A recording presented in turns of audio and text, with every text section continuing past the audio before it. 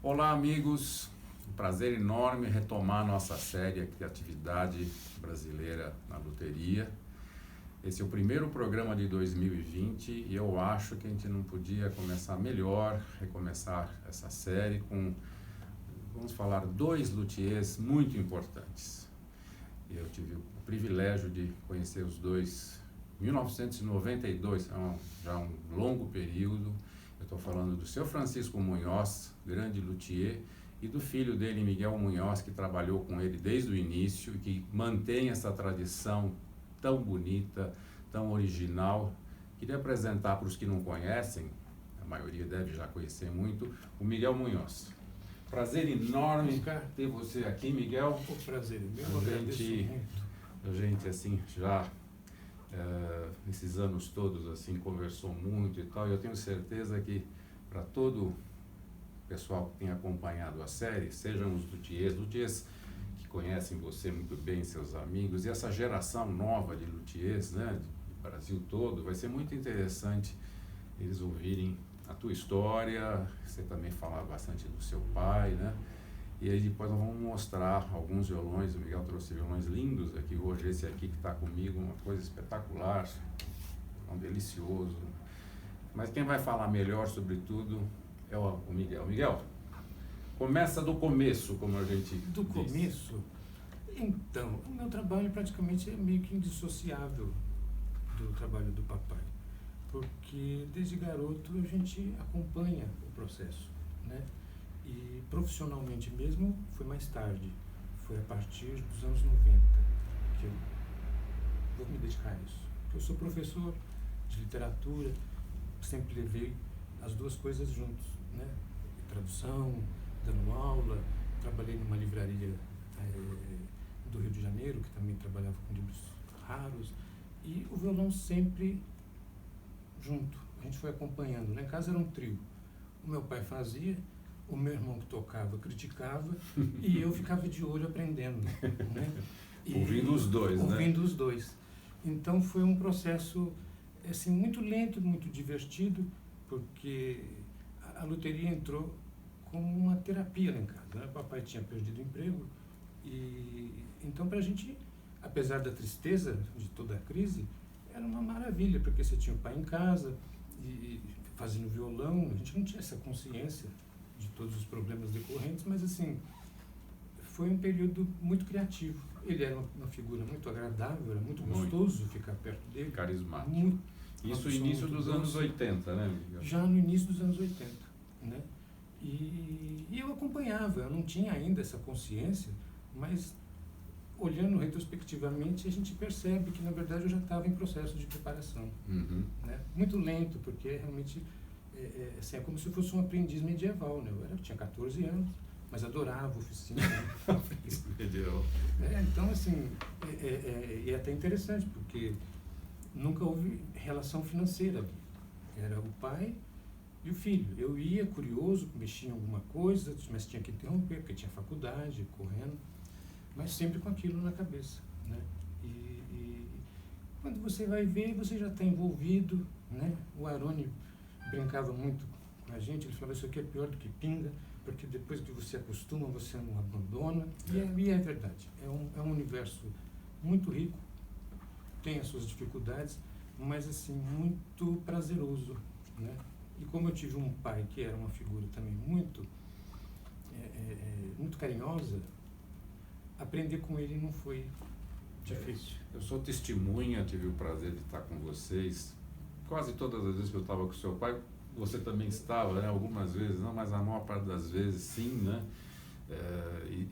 Esse clima, assim, de grande amizade, respeito, e respeito dos dois lados, quer dizer, ele ficava, acho que, muito feliz de você estar ali, já realmente pôr a mão na massa com ele, né?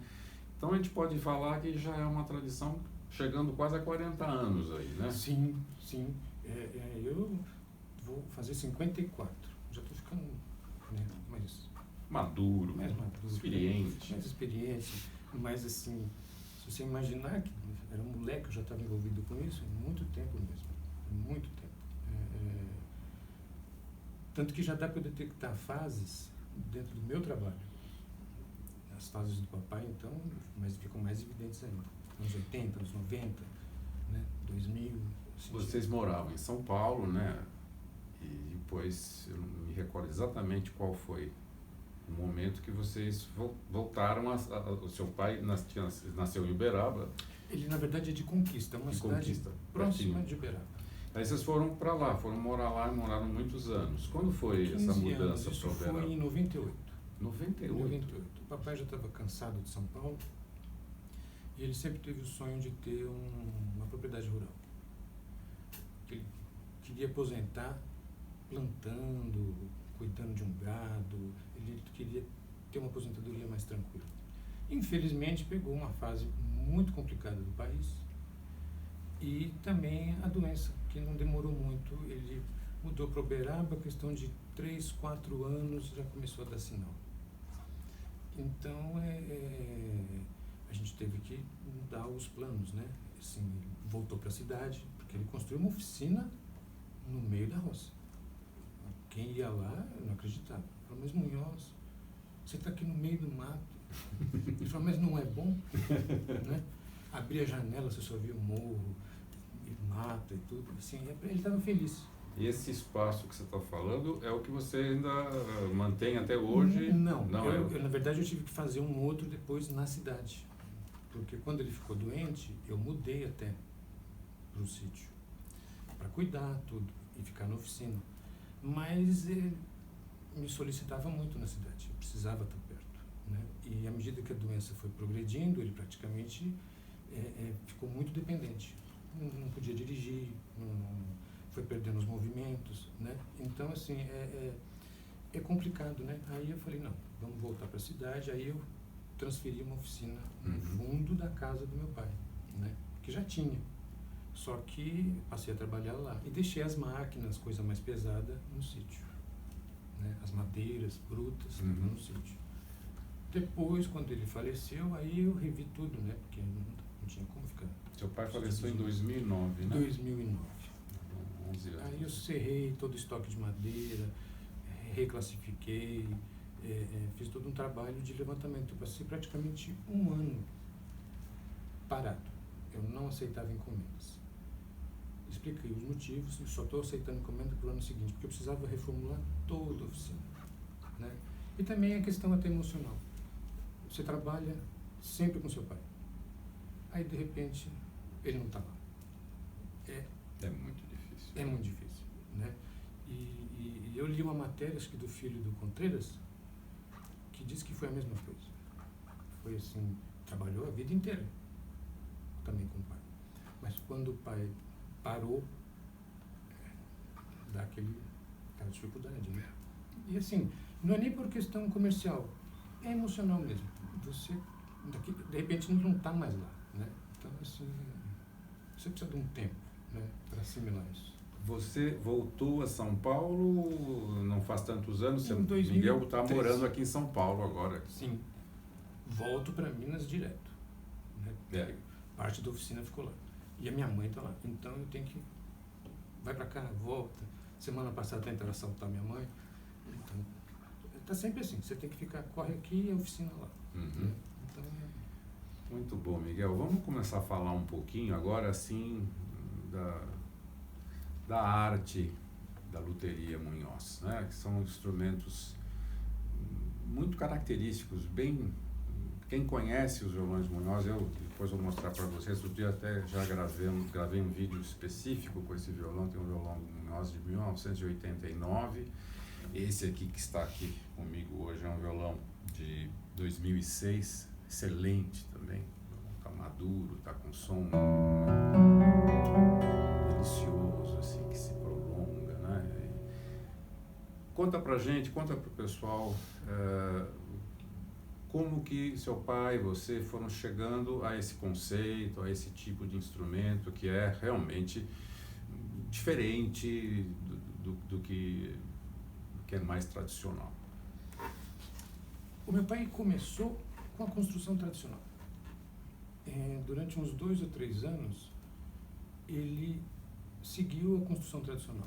Mas, depois de um período relativamente curto, ele estava muito frustrado com os resultados. Porque ele trabalhava com muita independência. Ele achava que aquele som não era o som mais bonito do violão, que o violão realmente poderia ser mais rico. E ele já vinha estudando muito a construção de instrumentos de arco, de instrumentos antigos. E, de um determinado ponto, ele falou assim, bom, se eu vou ser luthier, eu tenho a obrigação de dizer aqui eu vim. Se vão gostar ou não, é um outro problema. Se as pessoas quiserem violão tradicional, eu faço. Mas se me perguntar se eu gosto, eu vou falar com clareza. Não. Eu prefiro um instrumento. Muita gente estranha o som do Munhoz. Eu entendo, porque ele realmente tem camadas sonoras diferentes. Mas isso foi intencional, porque ele sempre trabalhou, que nem eu estava te explicando, com uma tradição de luteria que é a do norte da Espanha, e não a de Madrid e a do sul. Olha que a família Munhoz é do sul. É. Então, assim, a gente sabe o peso disso. De uma cidadezinha que se chama Nerja. E a escola de Madrid, meu pai admirava, mas ele tinha horror. Praticamente achava que aquilo era muito grosseiro. E a de Barcelona, que era a que ele se identificava. Basicamente por conta dos pontos de contato com a luteria clássica francesa. Daí o amor dele ao Boucher, que ele achava que era um ponto de mudança na luteria. E ele falava muito disso. Precisa estudar Boucher, vocês precisam rever Boucher.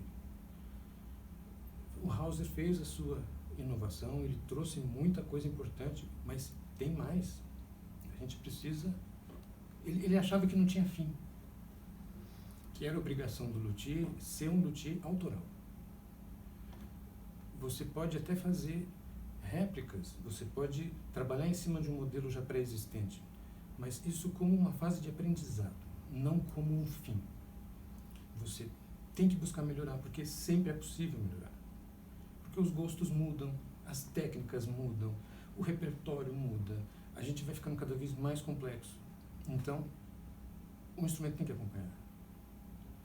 Ele achava assim que graça tem a vida se você não procurar isso. Era um lado que ele levava, que era muito presente, ciência e fé, de que as coisas sempre podem ficar melhores. Muita gente estranha, às vezes a pessoa, comparando com o instrumento tradicional, fala, nossa, mas é muito diferente. Outros falam, puxa, mas tem coisas que eu não vejo no outro. Cada um comenta de uma forma. Ele achava isso natural, porque ele sabia que como era um trabalho realmente autoral, ele sabia das inovações que ele estava fazendo, que na verdade não são modernismos. Ele ria, porque o pessoal falava, nossa, fica modernizando. Ele foi buscar outras tradições. Mas na verdade ele foi né? para trás. Ele não foi para frente, ele foi para trás. Então você vai encontrar no instrumento Munhoz características de instrumentos antigos. Você vai reencontrar sonoridades de um Henrique Garcia, de um Simplício. O Fleta é essa escola. Você entendeu? Que também demorou um certo tempo para as pessoas entenderem, porque o violão dele também era diferente. A escola de Madrid, meio que, ela tinha aquilo que no momento era imprescindível para os músicos. O Sul não tinha refinamento. O centro, Madrid, era mais pragmático. E o Norte era mais, vamos dizer assim, conservador nesse sentido de que a qualidade não pode ter pressa. E por isso que ela foi ficando um pouco mais para trás. Então hoje se fala pouco dessa escola de Barcelona. Tirando o Fleta, foi quem meio que botou isso em evidência de novo. Mas há uma dificuldade muito grande de compreensão, porque você detecta nesses instrumentos uma sonoridade mais barroca. Então meu pai ria, porque assim, eles estão olhando o Munhoz como se fosse uma coisa para frente, mas o Munhoz é para trás. Eles acham que eu sou moderno, mas eu sou justamente conservador. Só que eu sou livre. Se eu acho que determinado som é mais bonito, é assim que eu vou fazer. Porque eu faço um instrumento, ele dizia isso, eu sou um luthier autoral, eu faço pro meu prazer. Se alguém gostar e quiser comprar, eu fico mais feliz ainda. Mas ele não ia deixar de fazer para vender. Ele sempre teve essa coerência. Mas isso ele era em tudo, né? Isso ele era em tudo. Ele não suportava mesmo mentalidades assim, oportunistas, picaretagem. Ele entendia, porque ele não achava que a pessoa conservadora era retrógrada. Ele entendia a pessoa conservadora como uma boia de segurança. É aquele que guarda alguma coisa. O tempo vai dizer se o que ele está guardando vale a pena ou não. Né? Ele não tinha essa vaidade. Eu também não tenho. Quer dizer assim, o violão Munhoz trouxe coisas novas para o padrão. E não é só aqui, é no mundo, mas ele não é conhecido no mundo. O violão Munhoz é um violão regional, conhecido por poucas pessoas, a gente tem muita consciência disso. Nunca teve o que falta? Nunca teve um grande instrumentista fazendo a divulgação do instrumento, que a gente precisa. Claro. Né? Sem o músico, o luthier, ele já é solitário. Sem um músico fazendo a sua divulgação, ele não existe. Né? Até aproveitando esse gancho, aqui só uma coisa que você falando até do seu pai, destacar a importância do Boucher. Antes, quer dizer, o André Segovia, que todos conhecem, quer dizer, ele foi de tal domínio por sua capacidade interpretativa, seu carisma quase inigualável e o que ele realmente representou para o violão é uma coisa assim extraordinária. Então ele naquela época primeiro tocava com os Ramires, né, assim, um violão tipicamente madrilenho, como você estava falando, violões maiores. Sim. E depois surge o Hermann Hauser, né? Então aquilo foi tão forte, acho que foi uma das fases mais incríveis do Segovia, ele tocando com um Hauser, né? E aquilo dominou o mercado por muito tempo. Passou com assim, razão. Com razão. Mas ele era o único grande violonista, assim, que no momento que hoje nós temos a possibilidade, são décadas e mais décadas, né? Estamos falando de coisa assim de 80 anos atrás, né? 90 anos atrás. Então, hoje nós temos a possibilidade, através do YouTube, de entrar nas maiores lojas de violão com grandes violonistas e você ouvir a diferença. É uma maravilha. Quer dizer, isso é um aprendizado fantástico. Nós não tínhamos isso. Eu vejo essa meninada que está fazendo violão hoje, eles têm obrigação, eles não têm assim, vou fazer se eu quiser, não. Eles têm obrigação de fazer mais. Porque eles têm hoje, tudo bem que tem a questão do material, mas a técnica pode, vamos dizer assim, aliviar a necessidade tão, assim, dependente da madeira. A técnica faz milagres. Claro, lógico. Às vezes você não tem uma madeira tão boa como uma dessa, mas a técnica pode ajudar a resolver. Sem dúvida. Então, assim, a internet foi uma maravilha.